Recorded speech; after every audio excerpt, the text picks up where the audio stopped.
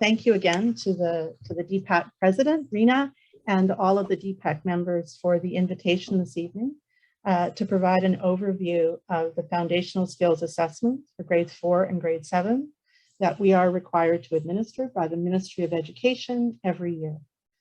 And now, of course, I look to advance the screen. Oh, look at that. And away we go. All right. My name is Christy Northway. I'm a member of the Assistant Superintendent team. And in addition to supporting the work of schools in the Newton-Fleetwood corridor, I have the great privilege of working with the Priority Practices team, led by my colleague and our Director of Instruction, Kathy Buharich, who is joining us this evening to walk through a snapshot of the FSAs. Our time together this evening, we're going to talk a little bit about the what of FSAs, purpose from a ministry perspective, and process. We're then going to turn our attention to providing a bit of a window into the FSA so that people can see what portions of the grade 4 version look like. And then we'll close off that section by looking a little bit at the Enhancing Student Learning document, where we have to share the results back with the ministry. I suspect that some of your members are already conversant in that document. And then finally, we'll conclude with some asks and some answers. So I'm going to turn it over to Kathy now, and we'll begin to move forward. Thank you again for your patience. We appreciate it. Yes, thank you. And once again, just to reiterate the patience, we appreciate that. So thank you, Christy. Next, I will be speaking to spend a little bit of time looking at the purpose of FSA, the what and the why around it, and a little bit about the process and the time it takes and the different aspects of the assessment. So since 1999, the FSA has been administered yearly to all grade 4 and 7 students in our province. And for over 20 years, BC students have been writing provincial assessments in grade 4, 7, 10, and 12. And the FSA are the first 2 of 5 assessments that students are required to write in their school years. So these assessments are developed by groups of BC teachers, and they link directly to the curricular competencies in BC's curriculum. Most notably our English Language Arts curriculum and our mathematics curriculum. They do not look at what students have been learning in that specific year, but rather the assessments are designed to assess cumulative learning over previous years up to that current school year. And the questions engage students in thinking critically about literacy and numeracy concepts. It's not necessarily about getting the right answer, but about engaging in the thinking processes that readers, writers, and mathematicians engage in. So in terms of who writes FSA, it's all grade 4s and 7s, as I had mentioned in the earlier slide, write the FSA. And this includes French immersion students, English language learners, provided that those language learners have reached a certain proficiency in their English, and students supported through accommodations are also expected to write, as are students receiving learner support. Okay, Christy, if you want to add to that, if you have anything. You bet. So while principals are the only ones who can exclude students from participating in the FSA, parents can choose to have their child or their children opt out. Prior to the start of FSAs, parents may have or will have received communication from the teacher. This communication comes certainly from the BCTF, and it is a protocol that has been established. It invites parents to sign a form, and signing that form signals to the school that you do not want your child or children to participate in the assessments. So in terms of, again, the assessment itself, it takes 3 hours and 45 minutes to write the assessment. It was longer. This year it's been changed and it's been shortened somewhat, but not this amount of time, 3 hours and 45 minutes. It doesn't happen all in one sitting. Students write it over the course generally of 3 to 5 days, and they spend about 2 hours on the computer and about 1 hour and 45 minutes with pen and paper in hand. And how that looks specifically, you can see here that the amount of time allotted to the different sections and what the breakdown is, and you see that both literacy and numeracy have a paper component as well as an online component. And all of this begins with a collaborative activity. Before students actually start writing the assessment, there's no value in terms of a mark that's given to this, but students are given an opportunity to collaborate before the assessment begins, because the assessment provides students with choice, and the assessment has a couple of themes, and students can choose which route they want to go down. So teachers would provide them with an opportunity to speak with each other, to do some group work, and the purpose here is to build some background knowledge or to access some background knowledge and to make some decisions about where they want to go with that assessment before they begin. So there's some choice there. And then, as you can see, once they get into it, the paper, what responses, there are 3 written responses for literacy, there are 3 written responses for numeracy, and there are 30 online questions for literacy, and similarly 30 online questions for numeracy that they would answer. So just to give you a bit of a deeper dive here into the FSA and what it's assessing and what the questions actually look like. That's what we're trying to do here.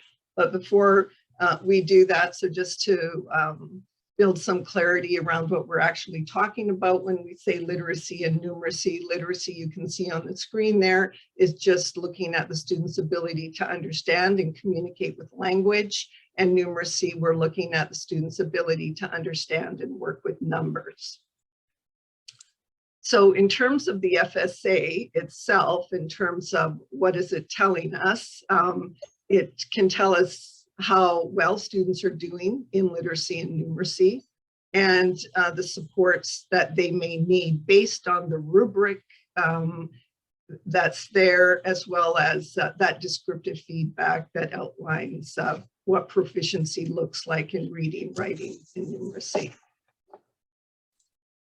So in terms of that descriptive feedback and what we're getting at when we're looking at reading and that portion of the assessment looks at comprehension. And by that, we're referring to how students understand text.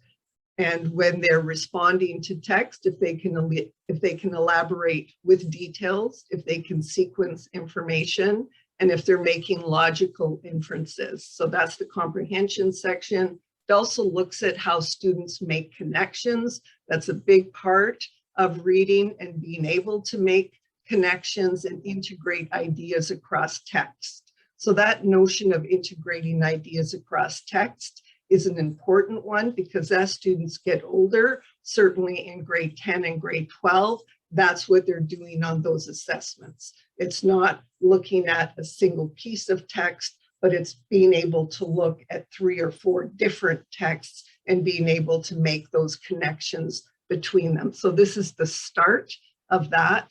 So an introduction to that. And as far as writing goes, here we're looking at whether or not the student if the student understands the purpose of their writing. Is it to provide information? Is it to persuade? Is it to argue? That type of thing. Looking to see if ideas are organized, if the writing is focused, if students provide details and explanations in their written work, and if they have voice. And by that we mean, is that personality, students' personality coming through, and is the language clear and varied? So we're looking at those aspects of writing. And for numeracy, we're looking at 3 big numeracy processes that run through the curriculum right up to grade 12. Students' ability to reason and analyze, how they understand and solve problems, and their ability to communicate and represent their thinking. So just very quickly, those are the 3 areas there. And so in this next section here, we will actually take you into the assessment just so you can get a flavor of what the questions look like and what students are actually expected to do. So these are sample questions. In this first section is the literacy online piece. And as Christy had mentioned, these are all grade 4 examples. But when students get to this piece, they're told from the outset that they will be reading 2 fictional texts and 3 informational texts, and they will be answering 30 questions for this piece. So it just shows them that. And then once students get into it, they will be exposed to informational text. This is an example of informational text. And if students chose this theme here, you can see this is on taking a hike, and this is text that is typical to what students would encounter in a social studies class or in a science class, that type of informational text. And not only is it text that they would be reading, your standard type of text that's in paragraph, but we also might have charts here. We might have graphs in these sections, different types of reading that students are required. There could be maps, anything that they get in that way, gather information in that way. And what you see on the right-hand side of the screen there is a typical kind of question that students would be asked. And here for this question, they're asked, what might you find, okay, based on what they've just read, where might you find each insect? So there's a dragonfly and there's a grasshopper there, and they simply have to drag the habitat up into the square there to demonstrate that they understood. Another type of text, again, besides the informational text, students are also required to read fictional text. And in here, we have a narrative, something that tells a story. And the questions, again, are not so much geared towards geared towards getting a right answer. Here, what you see is a student is expected to make inferences and summarize the big idea of a story to see if they got it and which one do you think best represents the big idea. So those are examples of the computer type of questions or the online questions that they would be asked. In addition to that, students also then have a written booklet that they would be writing longer answers in as well. And here on the left-hand side, you see that there are different themes that students would have chosen. They would have spent some that very first day before the assessment begins, making some kinds of decisions about what they want to focus on. So here they check off what it is that they're focusing on. And then they go to those sections of the actual booklet and only answer those questions or that section of the booklet that pertains to what they're interested in answering. So again, here's an example of informational text. This is a piece on Lego. And then to the right, you just see that a type of question that they would be asked. I'm not going to get into it. This is just meant to be a visual to show you that here the student would read the text, and again, no right answer, but it is a longer response that students are expected to give that gets at showing their thinking and how they're thinking, and not looking for a right answer in that text.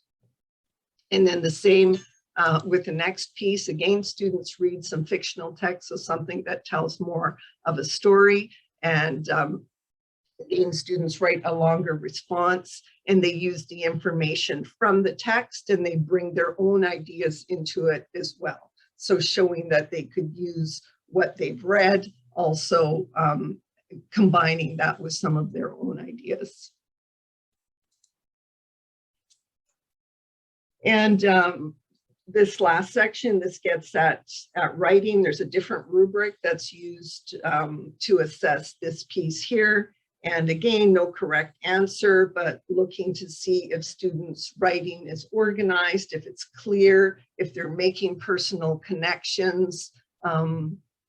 So that personal response, again, is what they're looking at. Students' opinions sometimes depends.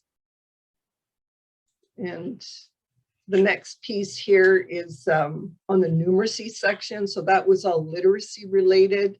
Now we get to the numeracy portion of the assessment, and just moving on to the first section here, you can see there's one question there, and students are in this question being asked to use mathematical manipulatives to demonstrate their understanding of place value in counting, again, dragging their responses into these three columns.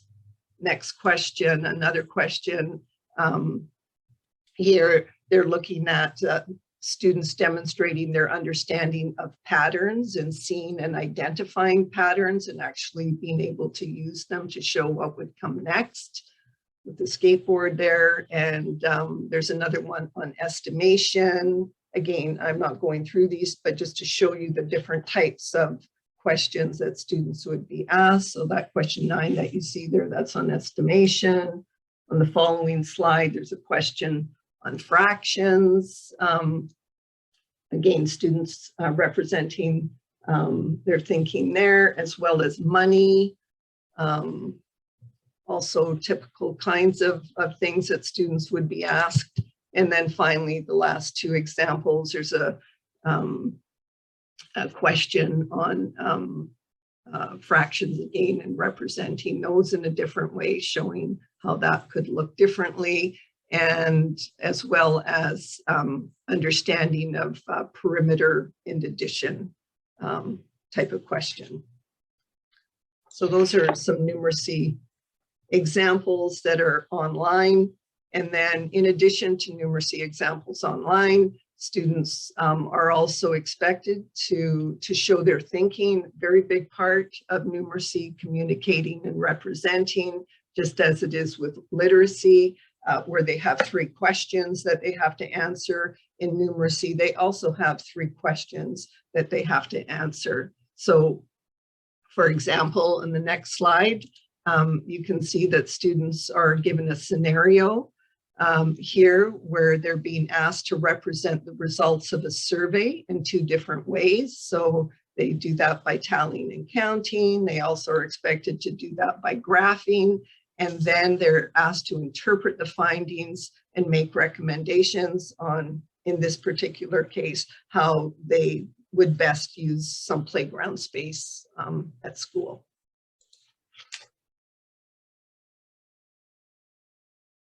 My name is Kevin Amble. I am the 2nd Vice President for the Surrey Teachers Association. I've been a teacher in Surrey for just over 25 years, teaching elementary, secondary. I've been an integration support teacher. I've been a helping teacher. So lots of background. And I started teaching before the FSA. With that, I'd like to go through a couple of pieces. I'll walk through a little bit of some of the information you can access more from the BCTF website, and highlight a couple things, and then speak also to just the general piece of the FSA and what it represents and how it functions from a teacher perspective. So there we go. So the website, I can drop it in the chat afterwards, is talks about the foundation skills assessment. And a key piece is it's a province-wide, what's called a census test, which means every person or every grade 4 and every grade 7 student is intended to write it, as opposed to a survey test that, or a sampling test that instead of looking at 45,000 grade 4 students, you might look at 400 and use that data that way, which means you pay a lot less money for a test if you're actually sampling the data, as opposed to forcing every student to write the test in that space. It doesn't actually do anything to students in terms of support or funding. In my experience as a grade 7 teacher, it didn't do anything after having my students write the test. It did come back and give me a summary that told me what I already knew, that my students were struggling in several areas, and the government still uses it. And it was brought up that the Fraser Institute uses it at ranked schools, and previously real estate agents say, oh, well, you want to move here because this is a better neighborhood. You have better schools in this neighborhood, assuming that a ranking from an FSA tells you about the neighborhood and the community that lives there based on how well grade 4 and grade 7 students do on a standardized test that they may not even fully understand the vocabulary. And because they couldn't do a test, they may not actually be considered at grade level or other measures because of 2 specific pieces. So it has the information about how to withdraw on the website. There's some really good questions that are answered through video by our president, and some additional ones from teachers. And I just want to scroll down. So some of the key pieces and why teachers are generally opposed to it. It takes time to prep for the FSAs. It takes time away from teaching and from learning. I have not seen any supports for students to write the test. And if they were given supports to write the test, that's supports taken away from helping them learn, as opposed to write a test. As was clearly stated, there's $0 extra given as a result of the testing.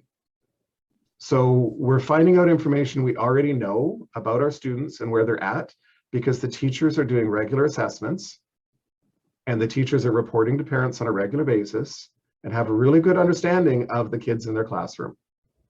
And they're being taking 3 hours and 45 minutes of the actual test time, which doesn't include the loss of access to technology for other students to do learning activities and other things with that.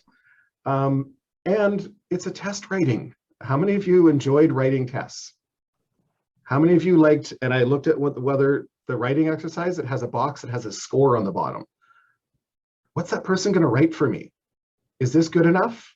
Are those questions we want our kids asking to a random provincial body to write this? It doesn't provide reliable information, and it doesn't acknowledge the diversity of our students.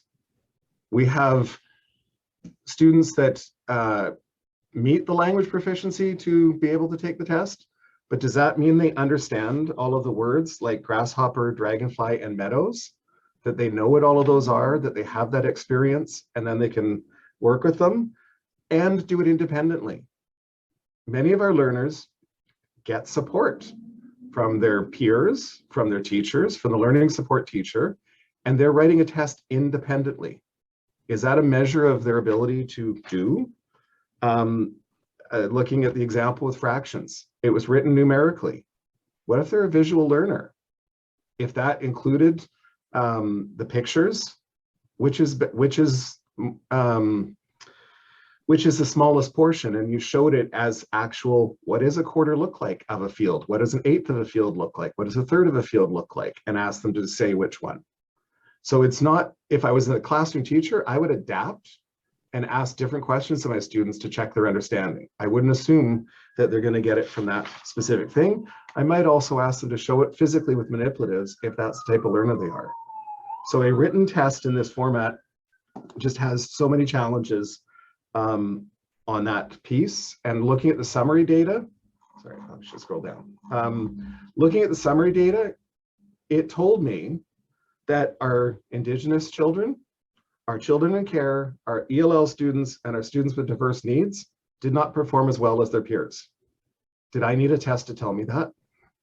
I know that. So the Fraser Institute uses it, and it exemplifies the inequities. If I'm in an inner city school, I know that my kids don't have the same vocabulary level as a non-inner city school. They don't have the same life experiences. So I know the results I'm going to get. And it's just going to show that you're right. I already know this about my students. And then they're going to be feeling bad for themselves in writing that test. And it's not actually going to make a difference. If the test actually made a difference, I might have a slightly different viewpoint of it. But in my experience, in teachers' experience, it has not actually helped our students that are Aboriginal. It's not helped the students that are in care.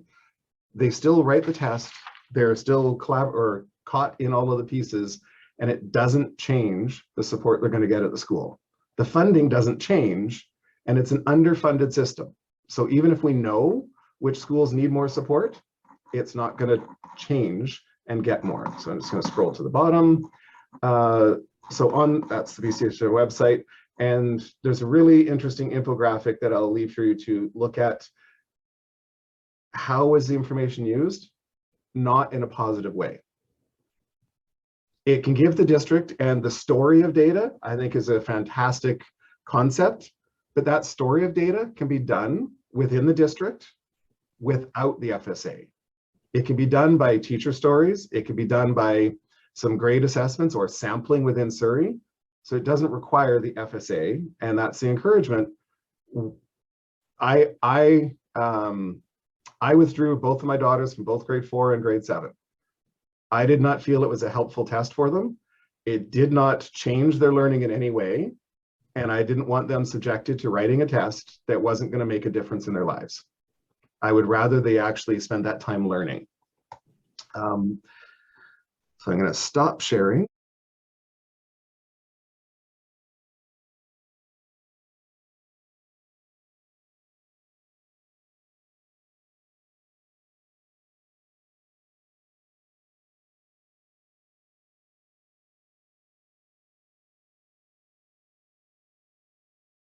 One of your questions was what related to, so, what happens with all of this? This, of course, goes to the ministry, and the ministry then sends the results back to the district. We see our district results just in a big, as a big group results. They send that to us, and then we are required by the ministry to report our results back to them in what is called the Enhancing Student Learning Report. And we do that. This was our first year that we had to do this report. And this is a report that's online, and it's on our website and can be accessed there. But essentially what we end up doing is we just take the FSA results that they have sent us, and we graph them, and we give this information to them in a 10-page document that has not just FSA in it, but it also has other information about our students' learning and telling a story about that learning in other ways, in addition to just using FSA. So here you could see we have graphs with a little bit of information about what we learned about our students' reading. On the next slide, you can see similar what we've learned about our students' writing. And again, we have a graph, so we visually represent that. We have a little bit of text that tells us something about our students' writing. as well as on the final slide, we do something similar with numeracy. And same type of thing. We do it over years. We're required not just to do 1 year, but at least 3 years of information and what we see in terms of our students' results. So that's what we as a district do as we are required to by the ministry. So Kathy, I'm just going to add one piece to the ESLA report. I think that everyone involved recognizes that FSA is a piece of the assessment puzzle. It's a small piece of the puzzle. What we tried to do in the inaugural year, the first year of the Enhancing Student Learning Report, and what we're committed to doing moving forward is we want to tell the story of student learning in our district. And that means drawing upon, wherever we can, the rich classroom-based assessments that really define in so many ways the experiences of our learners. Teachers use that classroom-based assessment to plan and to respond to what they're seeing in the learners. So while FSA has to be and is a part of the report that we have to create, we really are working towards capturing the totality of the learning experiences of our learners.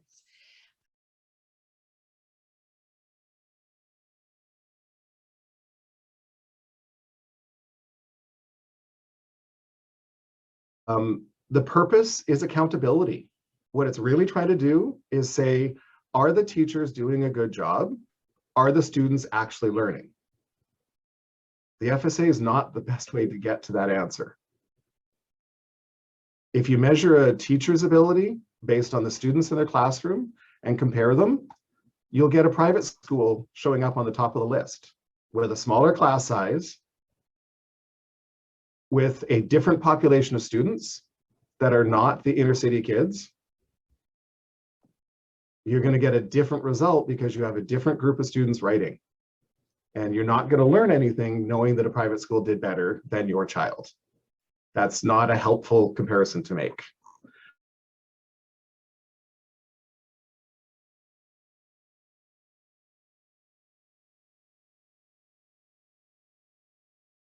But we did it, and I'm glad we did it, because I found it painted a very different picture than the general report card she's been getting from kindergarten to grade 4.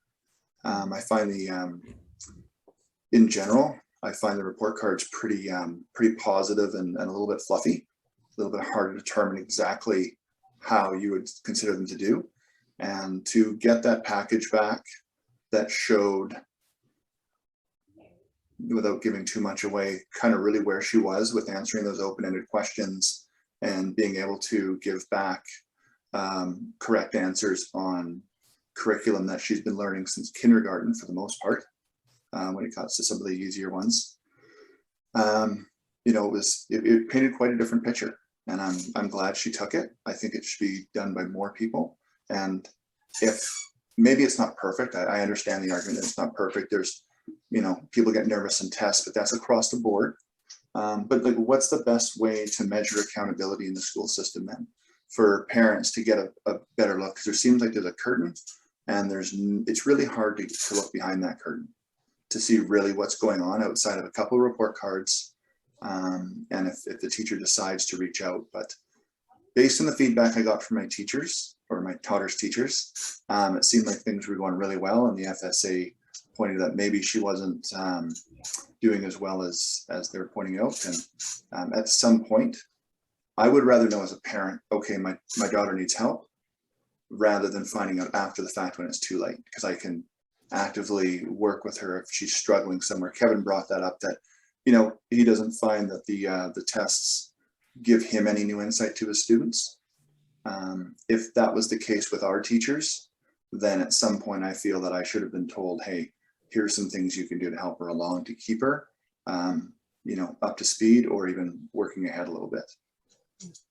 So I don't know, I think this tool is great for parents to see how teachers, their children, and district and the Ministry of Education is really delivering with whatever budget they have to make sure that the kids are getting the education they need and meeting the curriculum requirements.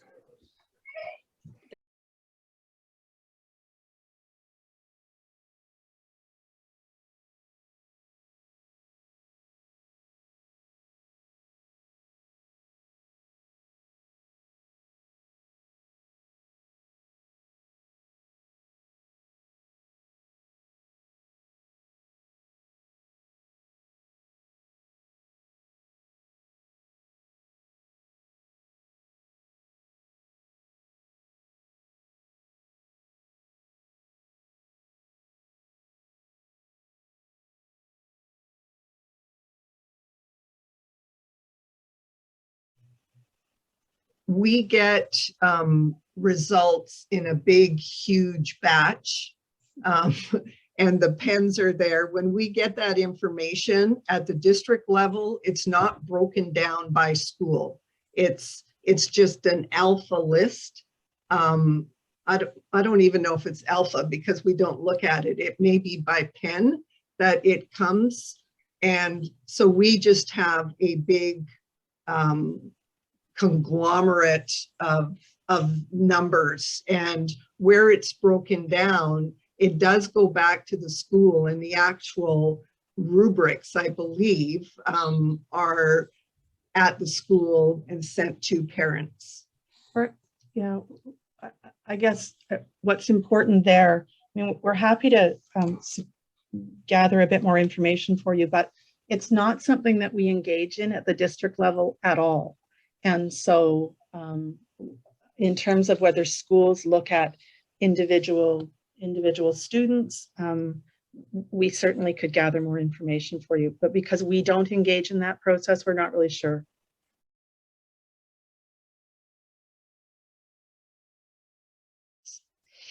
This is probably the cleanest and clearest answer of any that you will receive, and the answer is no.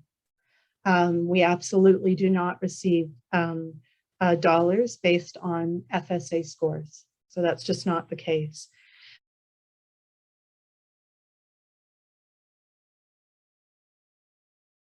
And so we can tell you that the Fraser Institute uses the FSA data to rank schools. And this is the source of considerable consternation, I would say, certainly for schools, but it also is the reality of the work that the Institute does and how they draw upon FSA data. In terms of what the ministry does with FSAs, we thought that it might be illustrative if we share with you what the ministry's ask of us is in relation to FSA. So they provide us with the results, and then their ask is that we draw upon this information to guide our work, to use it as one piece of a larger assessment puzzle to make some decisions around how to best support learners. And so from a district perspective, that often means that we engage in some planning around providing professional learning opportunities for teachers to choose to access. I'll give you a bit of an example. If you see over time that through FSA, again, being one part of the equation, that it looks like problem solving is an area that might require some additional attention, sort of under that larger numeracy umbrella, then we would take a look at it at a district level.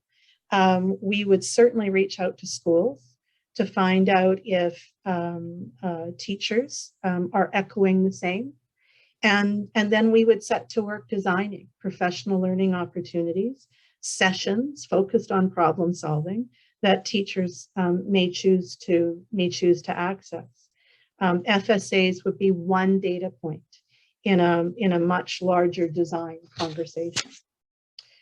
There were also questions around, I guess I should also say that, and schools decide to what degree they have conversations around FSA. That's something that would probably differ from school to school, and ultimately it has to be meaningful and purposeful for all involved. There was also a question around whether we plan around the test results, and I think the planning is just what I've described in terms of, again, just providing professional learning opportunities. And we have an amazing contingent of helping teachers who support schools far and wide. And so you sometimes will find schools reaching out and saying, hey, we're noticing that, or we're seeing X for our students in relation to their learning. And our helping teachers will come alongside and support. How are the scores used? The Fraser Institute, we've even asked, even if you're going to do it, don't let the Fraser Institute misuse the data. Don't give them access to it. Instead, they have free access to the data. The only exemptions to that is when you can actually drill down, and if there's only one Indigenous student in a classroom, they will mask the data. Or if you're in a district where there's only 3 grade 4 students that identify as Indigenous, they'll mask the data because you would probably be able to figure out which students that were. So there is some protection of students at that level. Fraser Institute, I would personally like to see the Fraser Institute banned from using the information. There's zero argument for comparing a Surrey, even our school, Angela, to, a Southridge or a Pacific Academy, where, there've been numerous studies then showing that, dual income parents who both have higher education, who, place a value on education and have a lot of money to send their kids to a private school, are going to have children that do well in school. And, you don't need a FSA done in grade 4 to show that that school is going to have better literacy and numeracy than, any other school around. The ranking of the schools is unfair, and honestly, it's a disservice, an absolute disservice to the work that is being done by teachers across the board. And it's actually useless. Their ranking is silly. It's just silly. But I do think, as I had said earlier, that our children will face various tests in their lives, and it's, why are we taking this one away from them? They have to do it in high school, because I do believe it's part of their graduation requirements. So it's just a picture of their knowledge.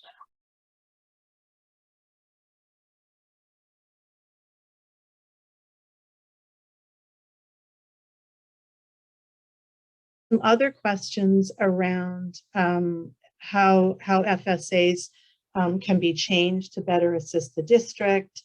And so that's a really complicated question. And again, with all respect to the entities involved, it's tainted. There is considerable baggage that comes with the FSAs. And I don't think there is a person who doesn't recognize that there are politics associated with this as well. So you have a ministry who's committed to using these assessments as an indicator, in terms of student learning, and as such, districts are required to participate. And then you have teachers who care deeply and work hard. And I know that Kevin will speak in more detail about this, but they're concerned. They're concerned about how the results are used. They're concerned about teachers potentially being identified. And certainly, if FSAs in very small districts, that potentially could be the case.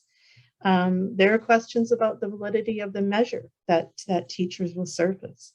And those are just a few of the concerns, and sort of two very different perspectives on FSA when you compare sort of ministry to the teaching team. And those are our observations. We don't speak for either, but it's important to surface all of those pieces when we engage in a conversation around FSA. It is the place that we find ourselves in now. And it is a place that we have found ourselves in for some time. So I'm going to pass it back to you. Can the FSA be changed? I think so, but I don't think the format in terms of a census model is the right one as a starting point. So it could be a sampling. And when you compare data, even the story of the students and noticing that there's problems with problem solving, is that because you have a different group of grade 4 students in each of 3 years that you compare them? And what life experiences, what trauma are you assessing the same students 3 years later in grade 7?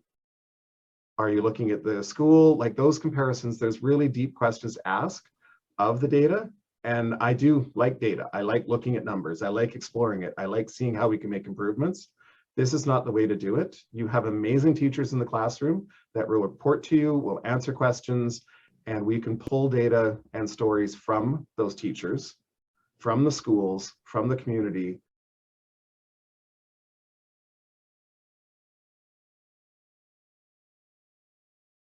I made both my children write the FSA because life is nothing but tests. What are we doing by protecting our children and telling them that, don't worry about this test doesn't matter, when, in college, in university, at the first day at their job, there's going to be all different types of tests that they need to face. And it's just another one. I never told my children that the results were important to me because they're not. It's just a process of taking a test. And the fact that teachers are worried about how it represents them makes no sense to me, because it's not about what they were taught yesterday. It's about their cumulative knowledge over the last few years. And that doesn't hit on just one teacher. And I mean, it doesn't even hit on all their teachers, right? It's their cumulative knowledge.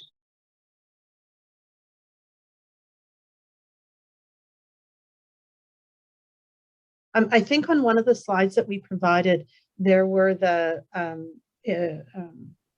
it wasn't clear criteria, but it's the nature of exclusions that principals can exercise. It's important to note as well, principals don't do this in isolation, right? There is communication in so many of our schools with staff who are supporting the learners. And there are discussions around where these children are at. Kathy's just going to pull up the slide again, but it is in the deck there that there can be an exclusion for students who have an identified cognitive disability. There are other students with limited awareness of their surroundings, or students identified with moderate to profound intellectual disabilities.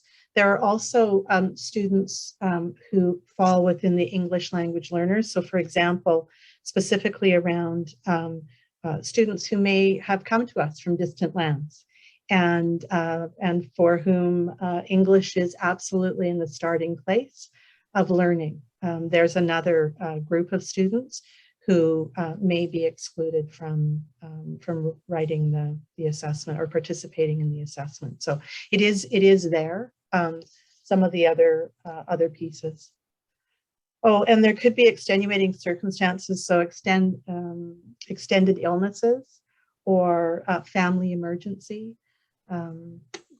Yeah, so there's some discretion there in terms of who would be excluded.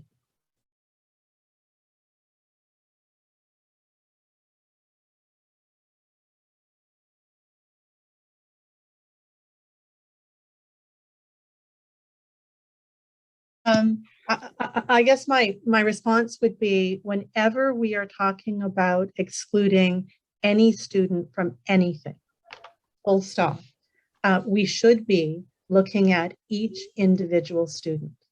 Right? They come as beautifully complex learners, each and every child. And so when we're going to make a decision of that nature, I do not believe it is a full swooping, because of X, then this will be so. I believe that, teams come together and take a really close look and determine based on that individual's strengths and stretches, what is the appropriate course of action to take. So. Okay.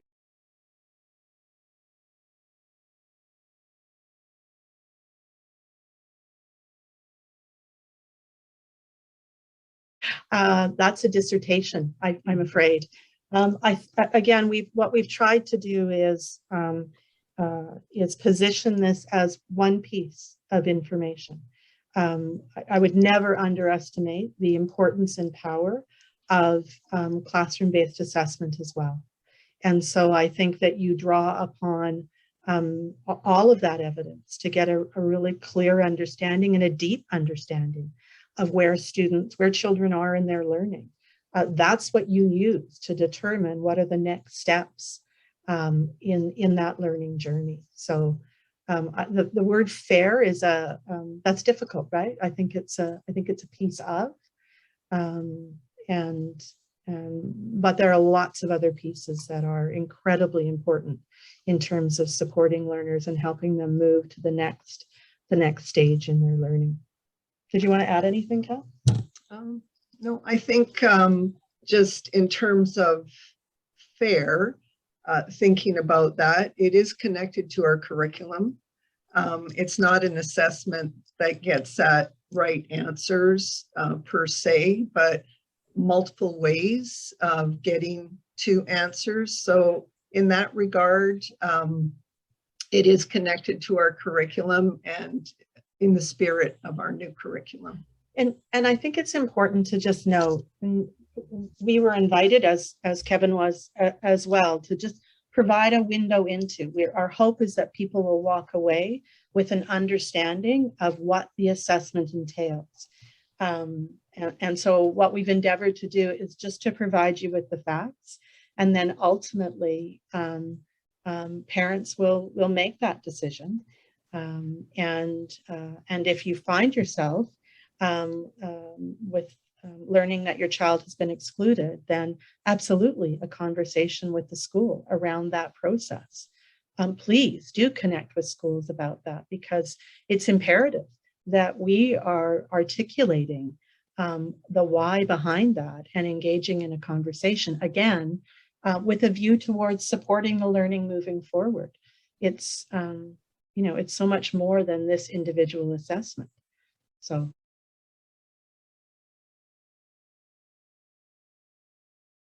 I think one of the pieces that's at play here is the distinction between exclusion and opting out. Okay. I will tell you that I have not heard, certainly in the schools that I've been connected to, anything close to a 60% inclusion. When principals phone me, it is a very, very small number, typically, that are excluded.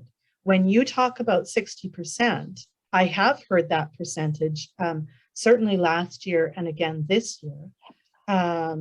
We really are talking about, I believe, the number of parents who have signed the form to indicate that they're choosing to opt out.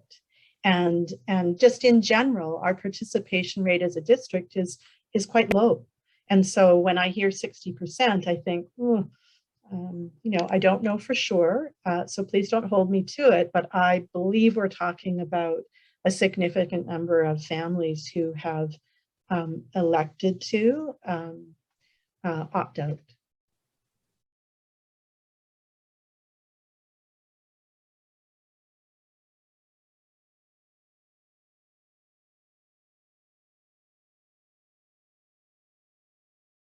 Right there, I take your point around, okay, so if we have this many students who are opting out, should we be communicating in greater detail what the assessment is intended to do? I think that there are pieces that go out. I think we could certainly clarify further. I applaud the invitation to participate, and at the same time, I'm mindful that the document that they received from the classroom teacher provides a very clear perspective. I absolutely am not taking umbrage with. Kevin is here and he can articulately speak to that perspective. I don't want it to become a sort of this place that we're in where we're trying to advocate for. That wasn't our intent this evening. It was just to provide you with as much information about the actual assessment, what we do with it, what we don't do with it as a district, so that you can make an informed decision. I appreciate your comments. Outside of this evening, where are you getting this information? And we haven't provided that to you. And so please know that we will take it back to the larger team and talk about how do we find that balance between providing you with enough information so that you have a sense of what you would be agreeing to. And conversely, there are other sources of information that raise concerns. So thank you for the nudge. Appreciate it.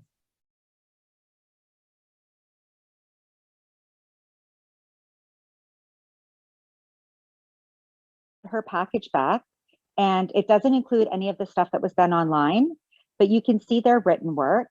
And then there's a sort of they give you the rubric, like there's 3 categories as opposed to the 4 that we would get in our report cards. And it's like not meeting expectations, on track, ahead of schedule kind of a thing. And there's no like lovely, you know, this child shows a great imagination and great use of you know, descriptive language. It's nothing like that. It's literally just numbers and Right. what category they fall into.